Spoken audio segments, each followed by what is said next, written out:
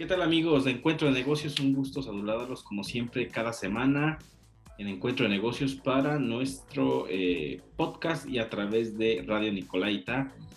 Nos acompaña hoy nuestro amigo Rodrigo Ortiz, como siempre, el análisis de la Bolsa de Valores, economía y finanzas. Mi estimado Rodrigo, como siempre, un gusto tenerte aquí en el programa. Muy buenas tardes, mi estimado Brian, un gusto una vez más poder estar aquí contigo. Mi estimado Rodrigo, pues bueno, es una semana interesante, no hay actividad en los Estados Unidos a partir del lunes, pero platícanos cómo se sienten los mercados a nivel internacional. Pues mira, mi estimado Brian, en Estados Unidos, al cierre del día viernes, porque el lunes fue feriado en Estados Unidos, teníamos ahí resultados mixtos. En México una ligera baja, en Estados Unidos al alza ligeramente.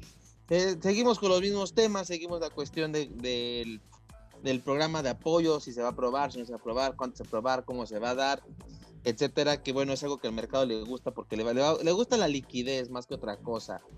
No lo hemos hablado aquí, a mí ese programa económico el día de hoy no me gusta por lo que representa económicamente. Creo que deberían de poner ciertos candados, ciertas cuestiones más dirigido, pero bueno, sí lo están haciendo. Pero al mercado le gusta porque le gusta que va a haber liquidez y demás. Tenemos el tema de Donald Trump ahí, el impeachment que se está haciendo, está ahí el juicio, va avanzando poco a poco y entonces ahí tenemos. Y la noticia creo que importante de la semana pasada, que ya no comentamos aquí, fue la baja de tasas de Banco de México, la tasa de referencia baja a 4%.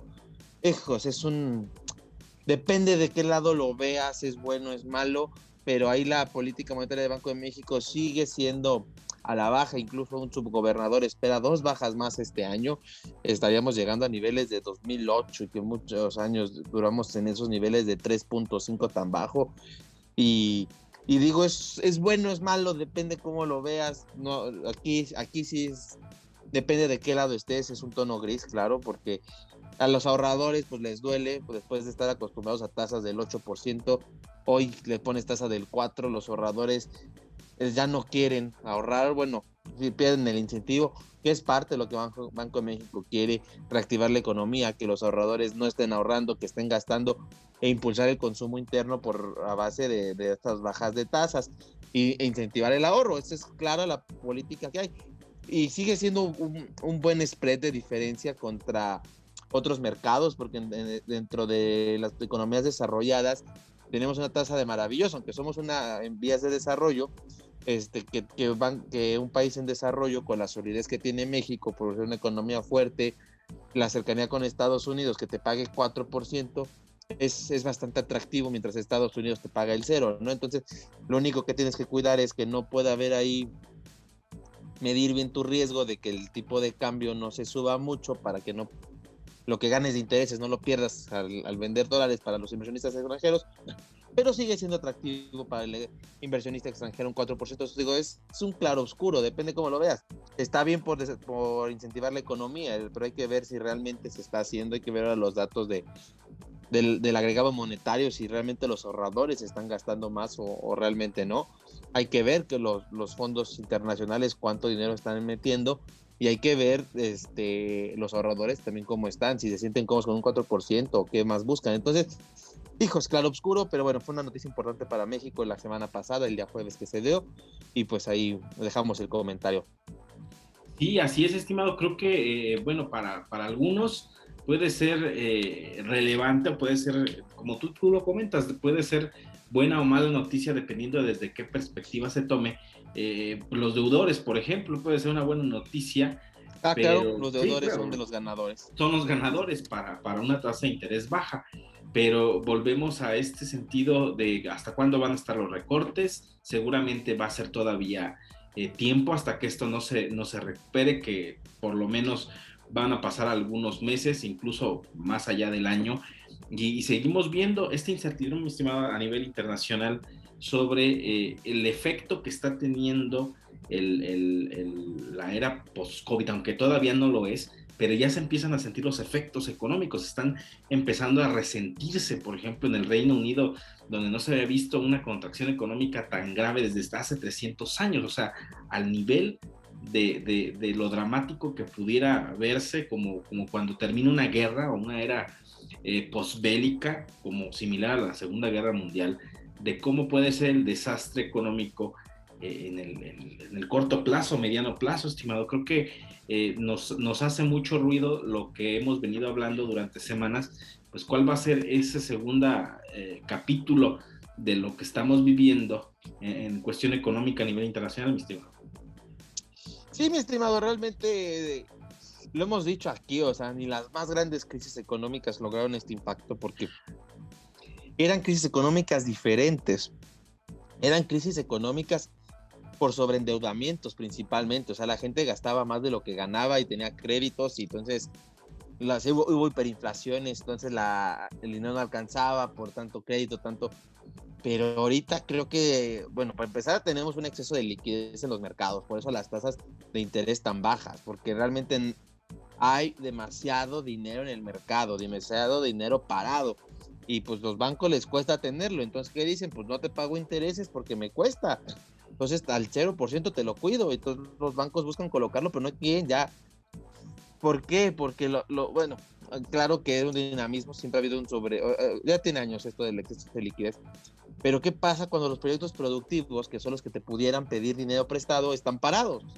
Y entonces tú mismo decides como banco cerrar la llave por el riesgo de crédito que pudiera existir de que no te paguen. Entonces prefiero no pagar, o sea, quedarme con el dinero en la caja, pero no arriesgarlo porque ahorita tengo 100 pesos, a lo mejor después tengo 98. Entonces, pues mejor cierro la llave y cuido los 100 pesos que tengo.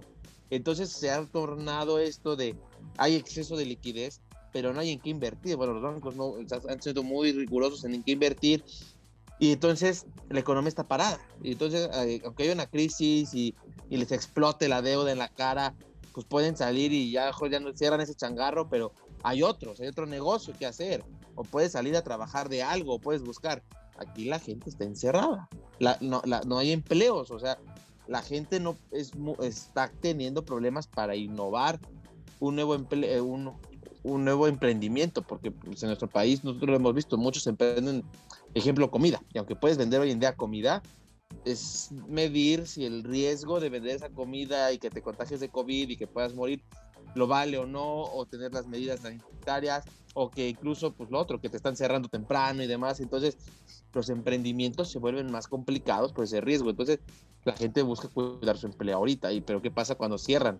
Y entonces empieza a haber más desempleo, pero no hay quien esté creando fuentes de empleo, aunque fuera informal, o sea, ni el informal ni nada, porque lo que te digo, cuando vienen las grandes crisis, pues la gente puede buscar un nuevo empleo, puede buscar qué hacer, pero ahorita están como en ese qué vamos a hacer, por dónde le damos y demás. Entonces, el golpe económico a nivel internacional va a ser muy duro, o sea, y creo que va a ser algo que se va a quedar por muchos años.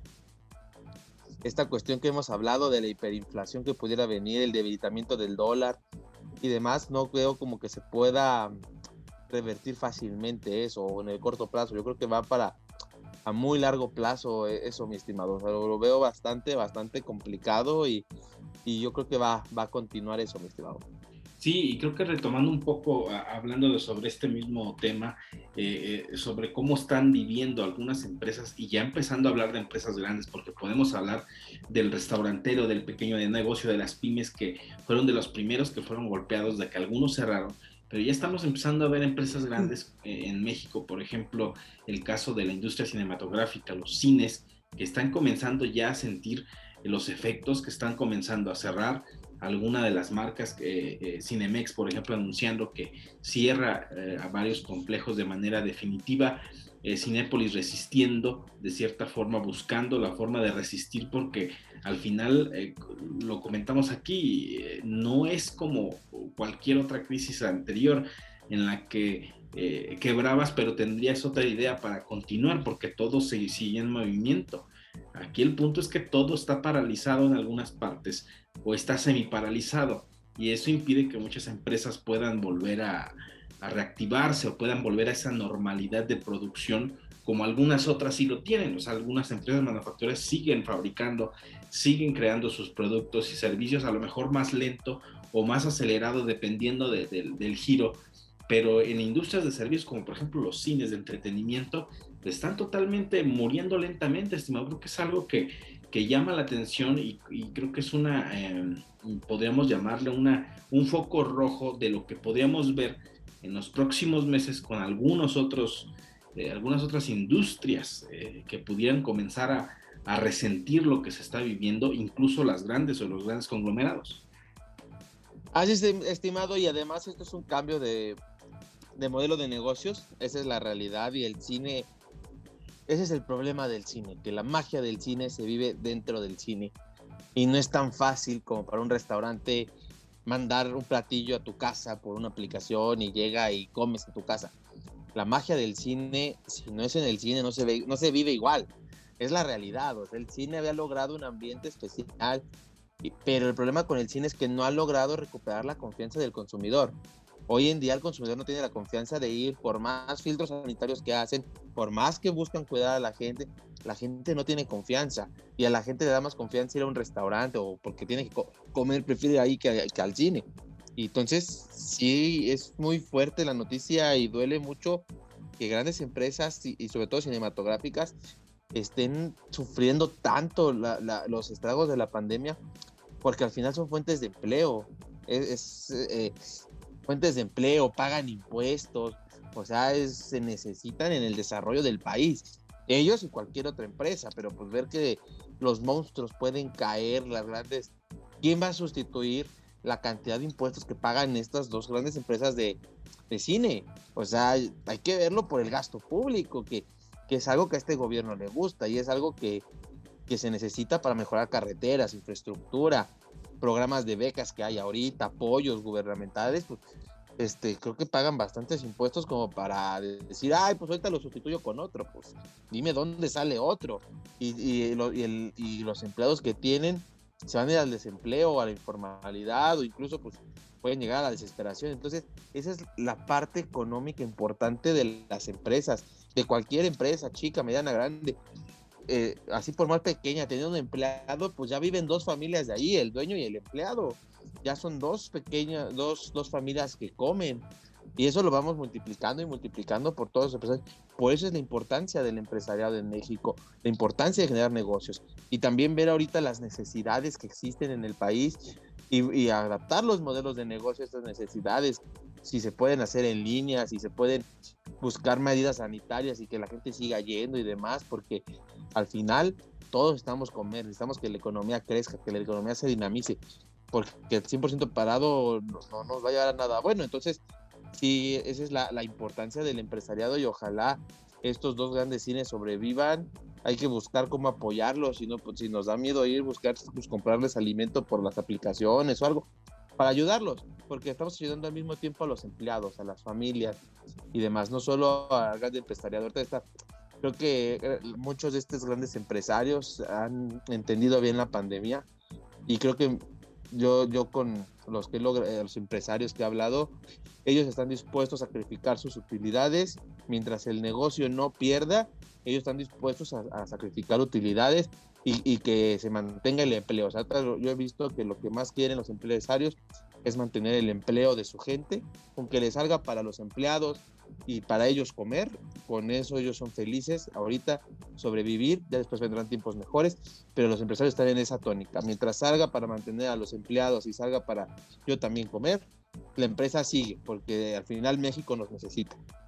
Sí, creo que habrá que analizarlo en otras emisiones, estimado, la posibilidad de que el gobierno verdaderamente ya revise una posibilidad de apoyar a estos grandes conglomerados y que si no un rescate como tal, sí buscar la forma de que puedan apoyar en una especie de apoyo que pueda ser financiero para resistir, más que nada para resistir el embate que está teniendo esta industria, que como esta muchas se están viendo afectadas, obviamente. Entonces, habrá que ver y la gente también debe tomar conciencia de los espacios que son. O sea, al final de cuentas es un espacio seguro.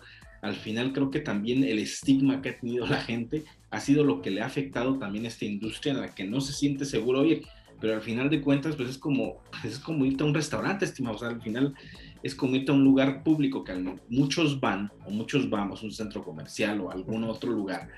y al final, pues es algo que parece que es más un estigma de la gente, de las personas al no ir a un cine, cuando incluso hay medidas sanitarias sumamente estrictas y que están tomando todas las medidas que tienen que ser para cuidar a los usuarios.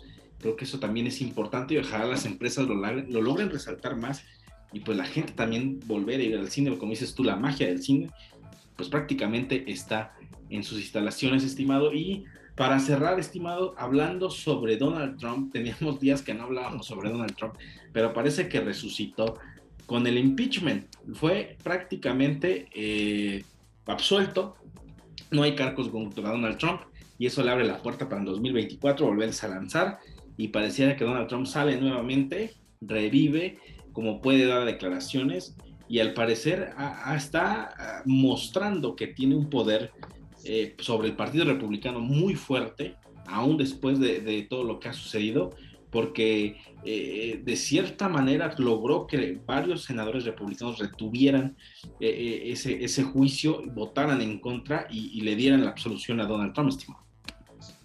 Así es, mi estimado. Donald Trump revive, Donald Trump vuelve a ser tema de conversación.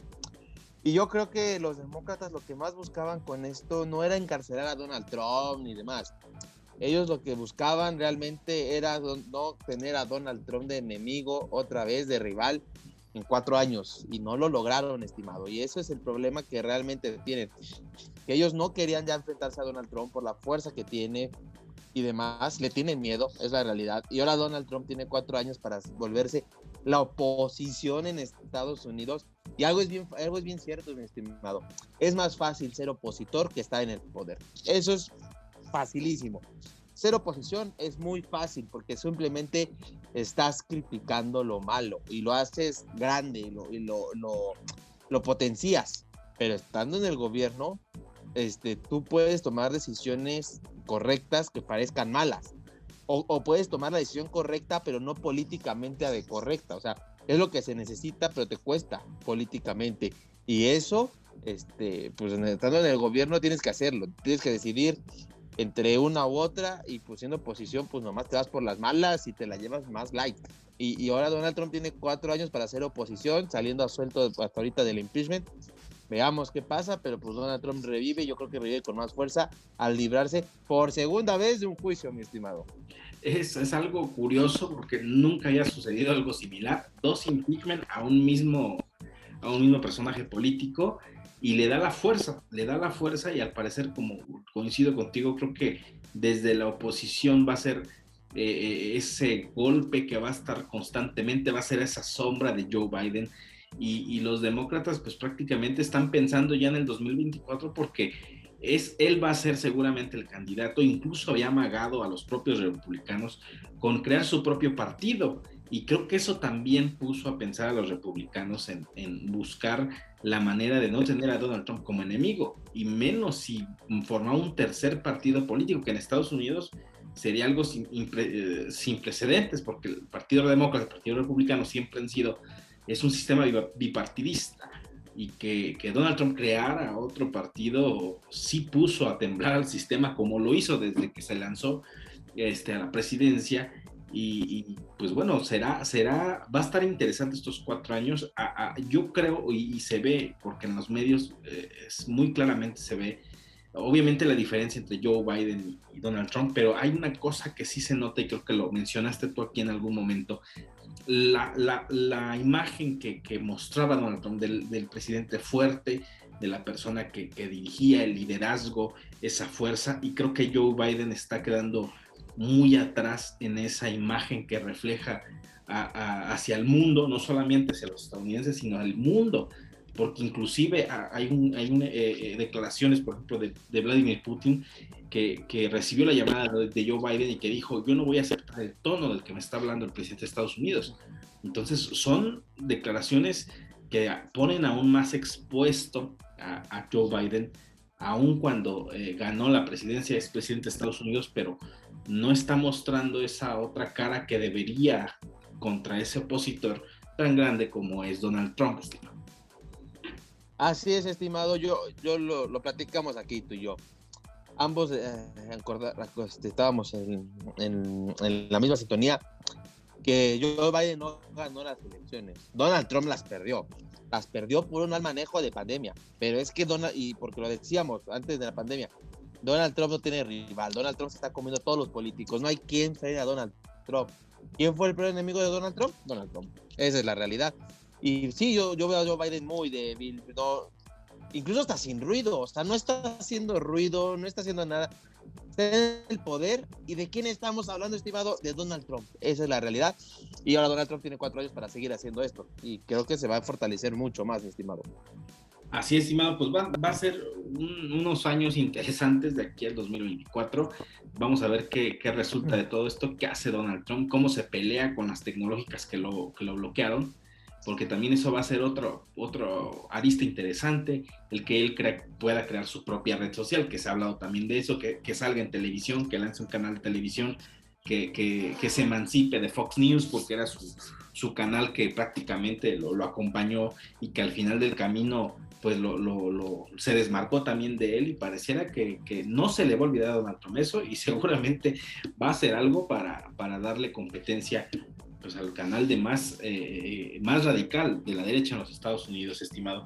Pues te agradezco que hayas estado con nosotros como cada semana aquí en Encuentro de Negocios, a través de Radio Nicolaita y nuestros podcasts en las diferentes plataformas, estimado Rodrigo. Muchas gracias, estimado. Hasta la próxima.